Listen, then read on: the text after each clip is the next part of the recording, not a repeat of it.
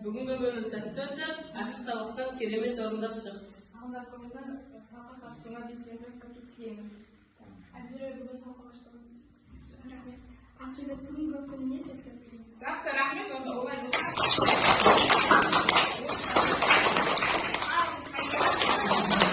Алла олай болса, рахмет сіздерге. Мына бағалау құрамындарды содан бір-бірден алып орындарыңызға отыра қойыңыздар. Bir-birden alıp gidiyor oyuncular ya. Bir-birden alıp gidiyor oyuncular. Жақсы, бірінші топтар бұндай келіңдер. Бірінші топтар бұндай келіңдер. Мәзірге үшінші топ келсін.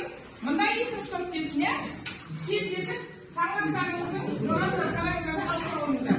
Осыдан ала топтасыма. Жақсы, рахмет. Олай болса, сабағымызды жалғастырамыз. Балдар, олай болса, маған кішкене көңіл бөліңдер. Осы қараша айы қандай болды біздерде? Әділдікпен осы ақтарыңыз не істеу қандай еді? Онда бүгінгі сабағымызда сіздерге міне ағашын деген бағалау берді. Өз-өздеріңізді сабаққа жауапкершілікпен жақсы қатысып, әдетті түрде өз-өздеріңізді бағалайсыздар. Жақсы ма? Олай болса, сабағымызды әрі қарай жалғастырайық. Олай болса, балдар, біз алдыңғы сабақта механикадағы күштерді өткен болатынбыз. Соны бүгін практика жүзінде қарастырайық. Сіздердің алдарыңызда құрал-жабдықтар берілген, соған байланысты практикалық жұмыстар жүргіземіз. Жүкпен жүргіземіз. Жүкпен. Жақсы, я? Жасай береміз. Я, жасаймыз. Сосын әр жұмысты бір-бір жұптап түсіндіреміз. Жақсы ма?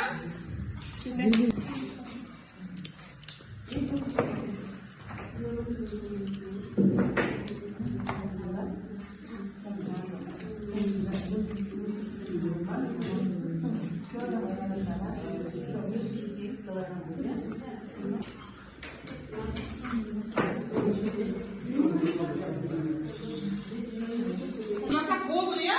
Sizlerge bu жұмысты толық жасаңыздар.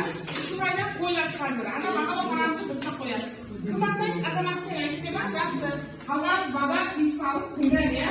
Азаматтың әйелде қандай практикалық жұмыстар тақырып айтып? Біз әзір екеумізді қол тапсырма орындағанда динамометрдің көмегімен үйір күшін анықтадық, және де тағы да динамометрдің көмегімен мына ағаш кесегінің салмағын өлшеп, оның нәтижесін кестеге енгіздік. Яғни бұның салмағы 1 ньютон болған болатын. Біз динамометрдің көмегімен аулық күшін анықтадық.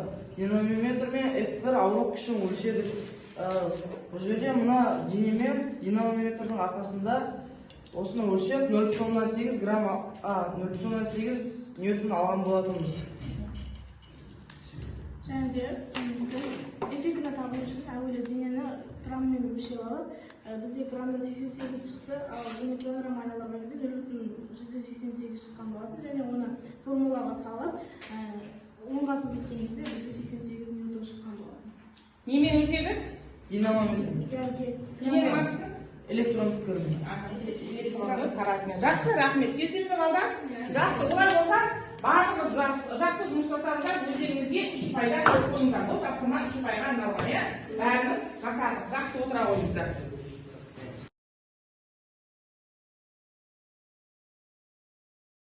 Бүгінгі үй тапсырмасы бойынша механикадағы күштерге арналған орталық тапсырмалар, я? Соны жауап беріңіздер. Так. Күш қалай есептеледі? Қайсысы? Бұл жауабы көбейтіңіз. Баба? Келесі. Кім айтады? Анаман айта ғой. Асы. Жақсы. Келесі кім айтады?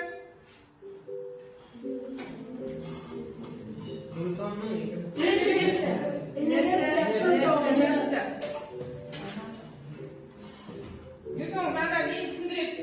Кім айтады?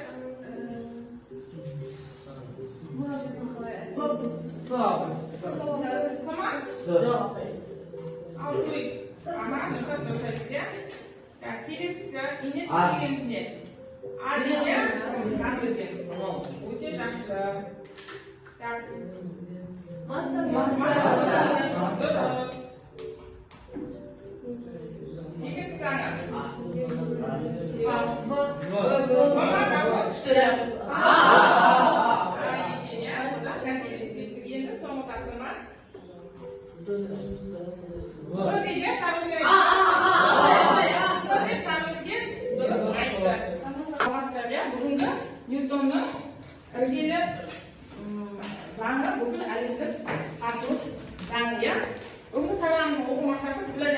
жағын тұжырымдау және оны есепте шығаруда қолдану. Жақсы ма?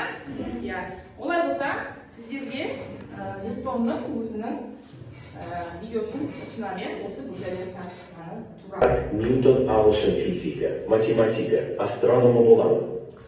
Мен өзімнің үш заңым және бүкіләлемдік тартылыс заңым туралы мәлімет бергелі тұрмын. Денелер арасында массалар центрін жалғастыратын түзу бойы мен тартылыс күші, яғни гравитациялық күштер әсер етеді.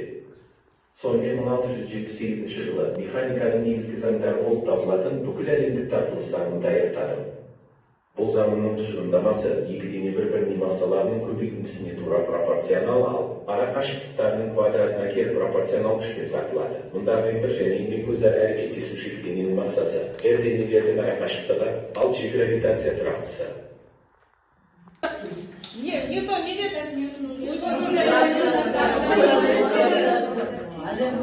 Ол өзінің үш заңы және де бүкіләлемдік тартылыс заңын шығарып кеткен туралы айтады.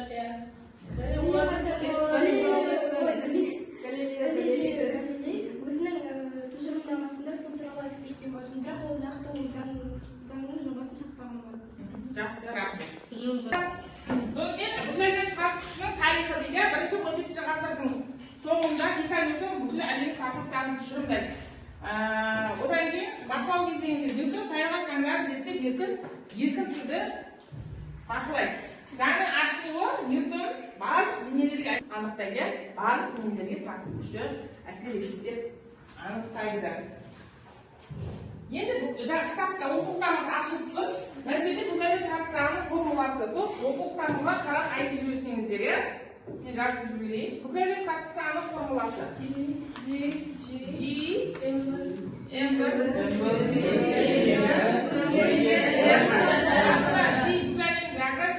нешеге тең?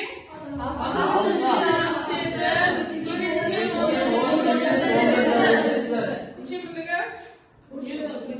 Ньютон? Көбейтілген Метр квадрат бөлінген килограмм квадрат. Квадрат, иә? Ал бұл M1, M2 денелердің массалары. Денелердің арасында арақашықтықтың формуласын мына формулада құрастыра қояды. Ауырлықтары ауырлық дейді. Дененің ауырлығы түсу жылдамдығына әсер етеді. Дененің ауырлығы түсу жылдамдығына әсер етеді. Кішіні дененің өлшемімен кіші түсу траекториясына әсер етеді. Траекториясына. Түсу тығыздығы дененің тығыздығы түсу уақытына әсер етеді. Бұл жерді мұқият тыңдап аламыз. Қазір пиза тапсырмаларын орындаймыз соған, иә? Өдеуіне Пиза мұнарасы 1773 жылы мұнара құрылысы басталады, 1360 жылы мұнараның құрылысы аяқталады. Бұл Галилей кезеңі, яғни еркін түсу заңын зерттейді. Олай болса, біз Пиза тапсырмаларын орындап жүрейік. Тақтада да бар, сіздерге таратайын. Бұл да сіздерге 3 ұпай береді. Алдыма орнына қояды, Нұрали. Тездетіп уақыт берейік. Орнына қояды. Барлық тапсырма алдарыңызда. Бірінші мәлімет оқығанда тәжірибе жасалған көлбеу Пиза мұнарасының биіктігі неше метр дейді, соны белгілейміз. Сосын 80 жыл өткеннен кейін жүзеге асырған ғалымды, одан кейінгі құлайтын денелердің жылдамдығының үдеуі қалыпты жағдайда қалдай шамаларға төгілді дейді. Соны көлбеуге қарап отырып белгілей қоямыз. Онда батымыз қоя? Так, бір сұраққа Нұрсат жауап береді. Пиза мұнарасының биіктігі қаншаға тең? Пиза мұнарасының биіктігі 58 метрге тең. 58 метрге тең, иә? Барлығында бірдей ма? Жақсы. Онда екінші сұраққа жауап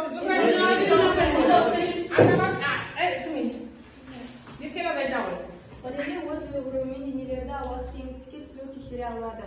Өйткені Галилей өмір сүрген 17 ғасырда ауа соратын арнайы құралдар, сорғылар әлі жоқ еді. Ол жүргізген тәжірибе Галилей оны тек 80 жылдан кейін жүзеге асырған ғалым Ньютон. Ньютон, иә? 80 жылдан. Жақсы, үшіншісін тезірек айта қояйық. Құлайтын денелердің жылдамдығына өтуі қалыпты жағдайда қандай шамаларға тәуелді. Дененің ауырлығына тәуелді, өлшемдер мен күшіне тәуелді, тығыздығына тәуелді емес. Сондықтан оны жоқ деп белгіледіңіздер, иә? Жақсы. Кімге дұрыс болды? Бұғанда 3 ұпай қоямыз. Кімге? Біреу дұрыс болған өзіне 2 ұпай қояды. Жақсы, иә? Жақсы. Сендер есеп берілген, дискрипtor бар астында, иә? Бірінші есепті сендер шығарасыңдар, сендер екінші есепті шығарасыңдар, сендер үшінші есепті шығарасыңдар. Ал бастайық, тез-тез.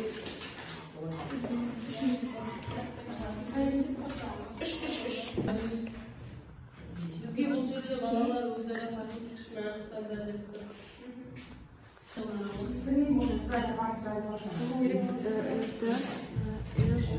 Шығарmadыңыз ба?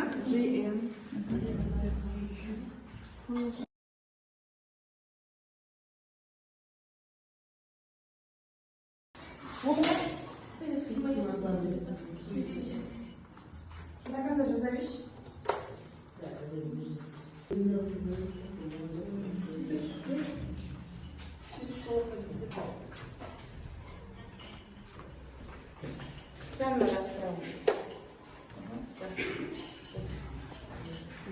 Осы бүгінгі тақырыпты қорытындылау үшін орталық программасына сұрақтарға жауап беріп жіберейік, иә? Біріншісі кім қайсысы? Бүкіл әлемнің ойынында S пен GM бір Асы болса да асы. Асы. Дұрыс. Келесі. Ағаштікі. Баба? Жақсы. Кім айтты оны?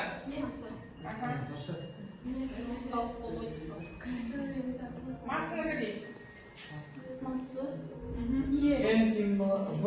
Бома вагон?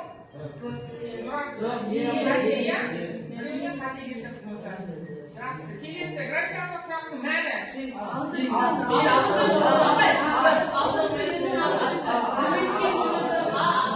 Келесі.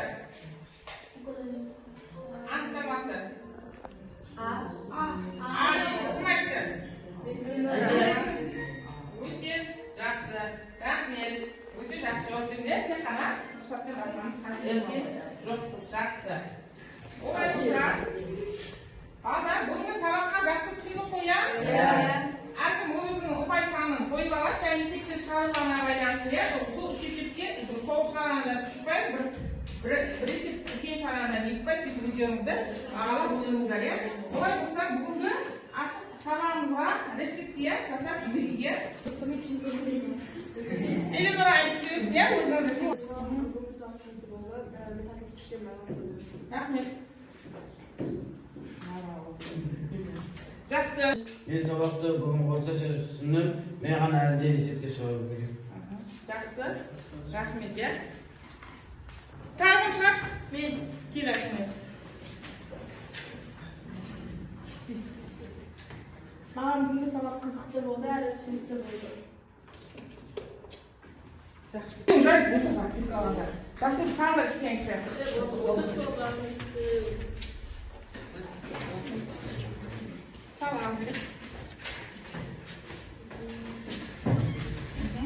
Жақсы. Олай болса, балдар, алдыңызда бағалау парақтарыңызда кім неше ұпай алды, соны айтып жіберіңіздер. Азамат шағын. Мен бүгінгі сабақта 10 балл алдым. 8 алды Айланur. 9, 7, 9, 7,